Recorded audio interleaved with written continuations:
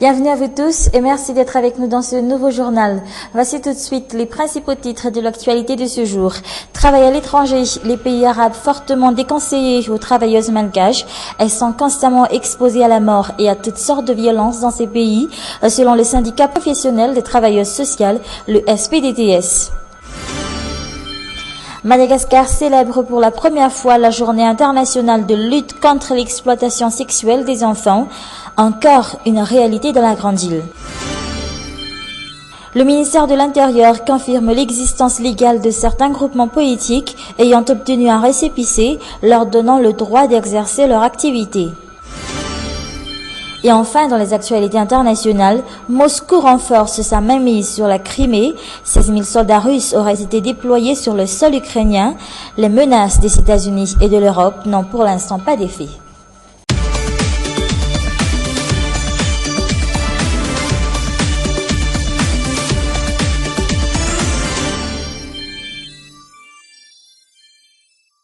Entamons ce journal par la page sociale. Toujours dans cette affaire d'envoi de travailleuses malgaches à l'étranger, les pays arabes sont en tête de la liste de pays classés comme dangereux pour les travailleuses malgaches. En deuxième position, les petites îles de l'océan Indien, puis la Chine et certains pays européens. En voulant fuir leurs conditions en Madagascar, elles sont dans la plupart des cas exposées à la mort et à toutes sortes de violences en travaillant dans ces pays à risque. Une enquête réalisée par Mana Tunjav et Yves Chanel. Cette mère de famille se retrouvait au chômage et n'a plus un toit pour habiter avec ses 4 enfants. Sans la prise en charge de cette association, elle se serait retrouvée dans la rue avec toute sa famille. Sa vie est totalement détruite après avoir pris la décision d'aller travailler aux îles Comores, travail qu'elle aurait vraiment souhaité changer sa vie. Elle était partie là-bas pour de l'argent, mais un travail ne respectant aucune norme l'y attendait. Ce travail n'était pas du tout normal. On travaille du matin jusqu'à minuit. J'étais en même temps une bonne à tout faire et une masseuse. Je faisais n'importe quel travail de ménage en plus du massage. Elle a vécu l'enfer aux îles Comores depuis le mois de novembre jusqu'au mois de janvier dernier. Elle revient les poches vides à Madagascar. Depuis, elle est envahie par l'amertume. Pourtant, on ne lui a promis que de bonnes choses dans ce travail.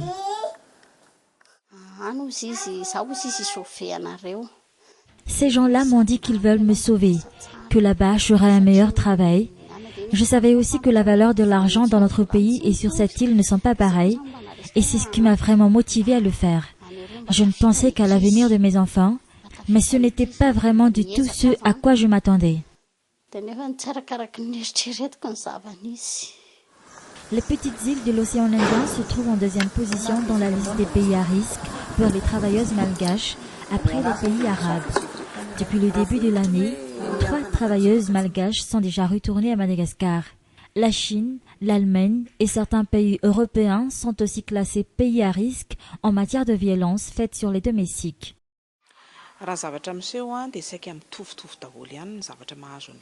Les cas de maltraitance sont les mêmes dès qu'elles sont entrées dans ce cercle de traite de personnes. C'est comme ce qui se passe chez nous. Quand on tombe sur une famille qui ne respecte pas les droits de l'homme, la domestique subit toutes sortes de violences. Elle est réduite à l'esclavage et peut même finir dans ce cercle de traite de personnes.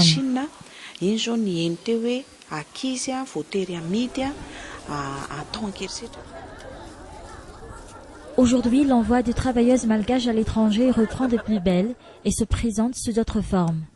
Pour le syndicat professionnel des travailleurs sociaux, le SPDTS, la seule solution pour leur éviter toute cette souffrance est de mener une enquête au préalable sur le travail et l'environnement du travail.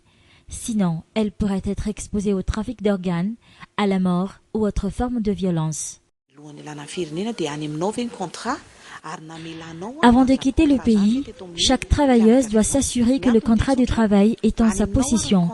Elle doit aussi laisser un exemplaire à sa famille, car même si elle a entre ses mains son contrat, certaines personnes pourront encore dire qu'elle n'est pas en situation irrégulière. Et dans ce cas-là, ce serait vraiment difficile de la sauver. Le non-respect du contrat de travail constitue déjà une forme de violence, tout comme le viol, le mariage forcé, l'esclavage ou encore le trafic d'organes. Et puis nous célébrons aujourd'hui la journée mondiale de lutte contre l'exploitation sexuelle des enfants. Pour la première fois, Madagascar célèbre cette journée placée sous le thème « La protection des enfants contre l'exploitation sexuelle, notre responsabilité collective ». Pour l'UNICEF à Madagascar, c'est une occasion pour attirer l'attention sur l'ampleur de plus en plus grandissante du phénomène sexuel des enfants dans le pays. En 2013, sur un total de près de 2800 cas de maltraitance signalés au niveau des réseaux de protection de l'enfant, dans 9 régions de la Grande Île, le nombre de violences à caractère sexuel représentait environ 30% des cas, chiffre publié par les bureaux de l'UNICEF à Madagascar. Un mot politique. Depuis quelque temps, l'existence légale de certains groupements politiques crée la polémique au sein du microcosme politique. Interrogé sur cette affaire, le ministère de l'Intérieur a déclaré qu'un récépissé donne toutes les latitudes à un groupement politique d'exercer toutes ses activités en toute légalité. Armi Sarakdebé et Yves Chanel. On recense aujourd'hui 6 groupements politiques. Plusieurs partis politiques se sont réunis pour les former en soutien à un candidat aux législatives dans une circonscription électorale donnée. Le ministère de l'Intérieur a sorti un récépissé pour justifier leur existence légale, les groupements politiques étant créés de manière provisoire.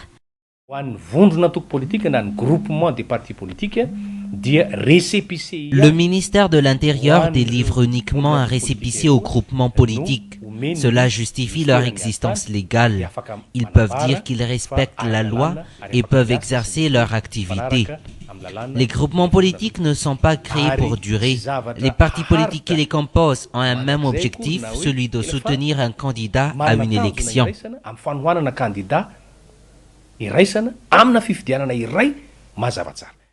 Un groupement politique peut demander à notre récépissé au cas où il projette de participer activement à d'autres élections. Des groupements politiques qui puisent leurs sources dans les législatives, mais qui peuvent aussi utiliser leur nom dans leur activité au Parlement.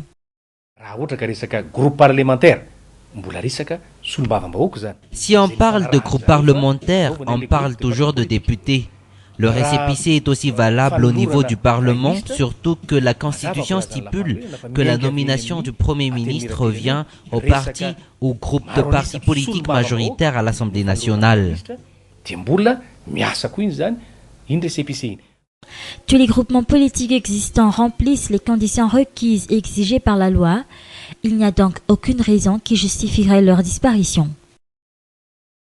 Des longues files se sont formées hier dans certaines stations-service de la capitale. Apparemment, il y aurait eu une rupture de stock d'essence. Information aussitôt démentie par le groupement professionnel des gérants libres des stations-service. Il s'agissait d'un problème technique au niveau des pompes à essence. Les explications d'Anna Muriel et de Yves Chanel. Cette pompe à essence ne fonctionnait plus depuis plusieurs jours. L'essence ne remontait plus dans la pompe.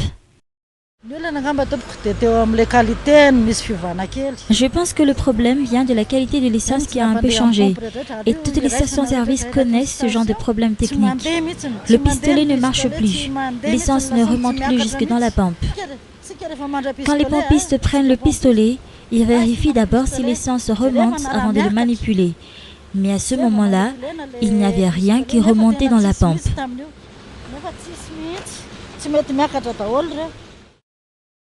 Cette station-service n'est pas la seule à connaître ce problème technique dans la capitale.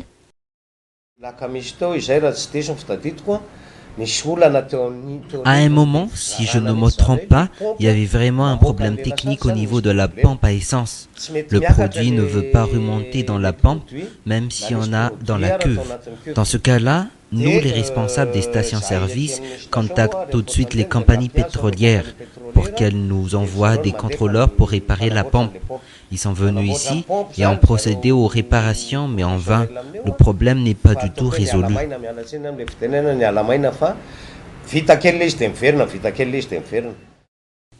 À l'origine de cette panne au niveau des pompes à essence, la mauvaise qualité de l'essence. Ce n'était donc pas une coïncidence si plusieurs stations-service connaissaient cette panne technique en même temps.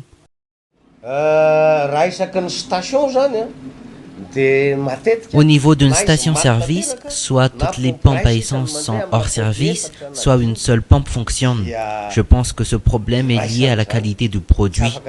Toutes les stations-service rencontrent donc le même problème. Elles n'ont qu'un seul et unique produit à revendre et il est issu d'un seul dépôt. Aujourd'hui, 15% des clients des stations-service utilisent des véhicules à essence. Ce problème au niveau de la pompe à essence est résolu depuis hier soir. Les gérants des stations-service ont quand même pris des précautions en augmentant le stock de carburant dans les cuves, mesures qui ne sont pourtant pas sans conséquences sur leur trésorerie. Et en parlant toujours de consommation de carburant, à cause du prix de l'essence assez élevé, beaucoup choisissent aujourd'hui d'utiliser des véhicules roulant avec du gasoil, bien que certains automobilistes restent convaincus que le moteur à essence est plus facile à entretenir que le diesel. L'enquête est toujours signée Anne Muriel et Yves Janel. Pascal utilise cette voiture à essence de marque Peugeot 309 depuis 2 ans. Il reste convaincu que le moteur à essence est plus facile à entretenir que le diesel. Il n'envisage pas pour l'instant de l'échanger contre une voiture diesel, malgré la cherté de l'essence.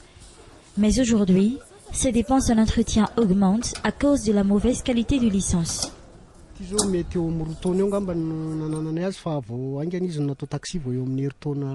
L'essence coûte trop cher. De plus, sa qualité a vraiment changé ces derniers temps. Elle use peu à peu le moteur. Je ne sais plus ce qui se passe avec l'essence.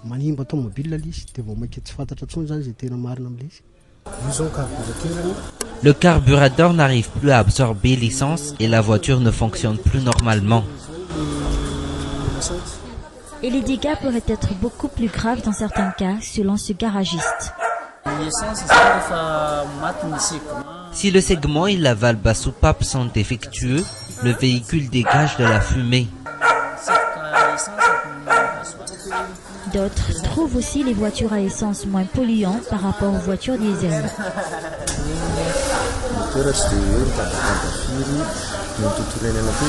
Le moteur à essence respecte l'environnement, mais à cause de sa cherté, ce n'est plus économique de rouler dans une voiture à essence. Mais jusqu'ici, les voitures diesel sont les plus utilisées à Madagascar. L'essence trop chère pour les automobilistes. Aujourd'hui, le litre de ce carburant coûte dans les 3560 ariary.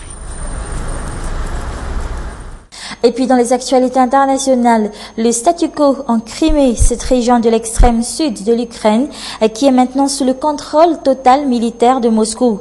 Les États-Unis et l'Europe accusent la Russie de violer le droit international et la souveraineté de l'Ukraine. Washington a suspendu sa coopération militaire et gelé les négociations commerciales avec Moscou. L'Europe, elle, reste au stade de menace. Pas de quoi faire reculer la Russie qui exerce déjà une mainmise sur la région de Sébastopol. Reportage sur les images de France 24. 2 navires ukrainiens immobilisés dans le port de Sébastopol, bloqués par 4 navires de la marine russe. À bord, l'équipage ukrainien dit n'avoir aucune intention de se battre. Silence! L'équipage n'est pas armé. Toutes les armes ont été stockées dans la cale du bateau. Nous avons seulement à disposition l'arsenal pour empêcher le navire de couler. 16 000 soldats russes seraient déjà positionnés en Crimée. Kiev accuse la marine russe d'avoir sommé les équipages de ces 2 navires de se rendre. Moscou a aussitôt démenti. Un coup de force dénoncé par le président ukrainien par intérim. Je lance un appel aux autorités russes. Arrêtez les actes de provocation, les agressions et les actes de piraterie.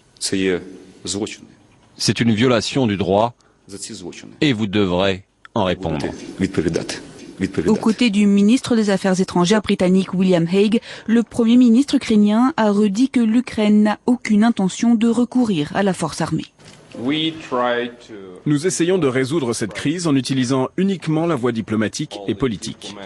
Nous avons raté l'occasion en 2008 de signer un programme pour l'adhésion à l'OTAN. Il n'y a donc aujourd'hui aucune option militaire sur la table. Ce que nous demandons de toute urgence, c'est un soutien économique et politique. Pour Arseny Yatsenyuk, la priorité c'est d'engranger le maximum de soutien, tout autant économique que politique. Gardez l'espoir, c'est le message en France de l'hôpital Georges Pompidou au lendemain du décès de l'homme qui a bénéficié de la première implantation d'un cœur artificiel autonome. Reportage. Il aura tenu 75 jours. Le premier bénéficiaire du cœur artificiel s'est éteint dimanche soir. Les nouvelles étaient pourtant rassurantes il y a encore 15 jours, mais hier soir, dans un communiqué laconique, l'hôpital Georges Pompidou a annoncé le décès du patient. L'homme de 76 ans souffrait d'une insuffisance cardiaque terminale. En décembre, 12 heures d'intervention, 16 personnes autour du professeur Alain Carpentier. Après 25 ans de recherche, il a réussi à concevoir un cœur autonome 100% artificiel avec la société Karma. Une première mondiale. J'ai choisi de copier le cœur humain.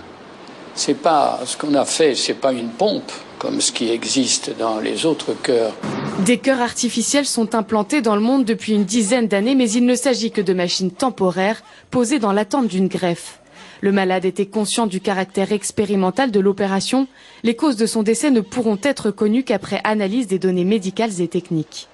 La ministre de la Santé, Marisol Touraine, a transmis ses condoléances à la famille du patient et apporté son soutien aux équipes médicales. Pour l'heure, les prochains essais cliniques du cœur Karma ne semblent pas remis en cause. Et c'est aussi la fin de cette édition. Merci à vous de l'avoir suivi jusqu'à la fin. Je vous donne rendez-vous demain soir à la même heure. Au revoir.